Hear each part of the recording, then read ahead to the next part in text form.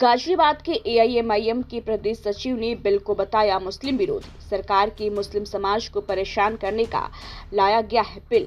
संसद और राज्यसभा में सत्ता पक्ष के पक्ष में वक्फ संशोधन बिल के पास हो जाने के बाद जहां एक तरफ भाजपा में खुशी का माहौल देखा जा रहा है, वहीं मुस्लिम समाज में बिल को लेकर आक्रोश भी देखा गया। हालांकि इस बीच एआईएमआईएम के प्रदेश महासचिव हाजी आरिफ ने बिल को लेकर कहा कि सरकार की कथनी और करनी में अंतर है। सरकार जो कहती है उसे नहीं करती।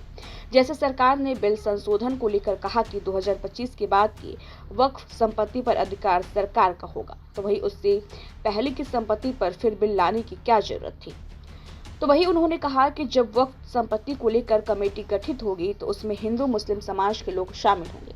इसके साथ उन्होंने कहा कि अन्य वक्फ संपत्ति जैसे मस्जिद, मंदिर, गुरुद्वारे में भी मुस्लिम समाज के लोगों को उस कमेटी में शामिल करना चाहिए। तब तो माना जाएगा कि सरकार द्वारा एक अच्छा कार्य किया जा रहा है। मगर सरकार की कथनी और करनी में अंतर है। सरकार जो कहती है वो करती नहीं है और इसी बात को लेकर मुस्लिम समाज में आक्रोश है।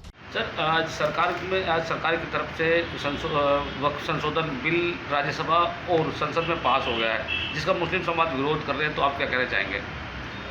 देखिए, हर मुस्लिम समाज के व्यक्ति को इसका विरोध करना चाहिए और बैरिस्टर साहब असदुद्दीन ओवैसी साहब ने भी इसका विरोध किया है, क्योंकि इनकी कथनी और करनी में बहुत बड़ा अंतर है बीजेपी के लोगों का। और चूँकि किसी भी चीज़ को विश्वास नहीं किया जा सकता इनकी बातों पर।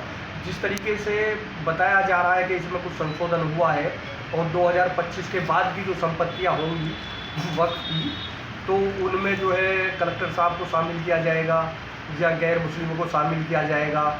लेकिन अब इस बात पर विश्वास कैसे हो? और हमारी धार्मिक चीज़ों पर, चूँकि हिंदुस्तान के अंदर हिंदू, मुस्लिम, सिख, ईसाई सभी को अपने धर्म की पूरी इजाज़त है। बाबा साहब भीमराव अंबेडकर साहब ने सबको अपने अपने धर्म के मानने की इजाज़त दी है। तो अगर हम दूसरे के धर्म में जाकर शामिल होंगे तो मैं तो ये मानता हूँ, फिर अगर वो हमारे वक्फ बिल में कोई गैर मुस्लिम को सदस्य बना रहे हैं, डीएम साहब को उसकी ताकत दे रहे हैं, तो मैं ये चाहता हूँ कि जैसे अयोध्या मंदिर का ट्रस्ट बना है, तो उसमें भी बैरिस्टर असदुद्दीन ओवैसी साहब को सदस्य बनाना चाहिए या इम्तियाज़ जलील साहब को सदस्य बनाना चाहिए, या और बहुत सारे मंदिरों के ट्रस्ट हैं या मंदिरों की संपत्तियां हैं।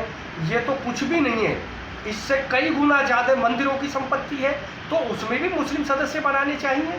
तो इसलिए मैं ये मानता हूँ कि ये सरासर गलत है, ये मुसलमानों के साथ ज्यादती है और जुल्म है। तो हम इसका पुरजोर विरोध करते हैं। सरकार भी इस बात को कह रही है कि इस वक्त संशोधन बिल में किसी को नुकसान नहीं है, जो 2025 के बाद जो संपत्ति होगी उसको हैंडओवर किया जाएगा, जबकि जो समृद्ध यथास्थिति बनी रहेगी। देखिए, अब आप इनकी किस बात पर विश्वास करोगे? अब से तकरीबन ये मानिए 30-35 साल पहले देश में एक कानून बना कि जो संपत्तियां पूर्व में कोई भी हमारा मतलब जो है धार्मिक स्थल जो है वो मंदिर हो या मस्जिद हो, जो पहले से बना हुआ है उसके साथ कोई भेदभाव या छेड़छाड़ नहीं किया जाएगा। तो अब इनकी किस बात पर आप उन्हीं चीज़ों पे छेड़छाड़ कर रहे हैं, जैसे संभल का मुद्दा चल रहा है और बहुत सारी मस्जिदों का और आपके मदरसों का कहीं बिल्डोजर चल रहे हैं, कहीं कुछ हो रहा है। तो अब इनकी बातों पे हम विश्वास कैसे कर सकते हैं?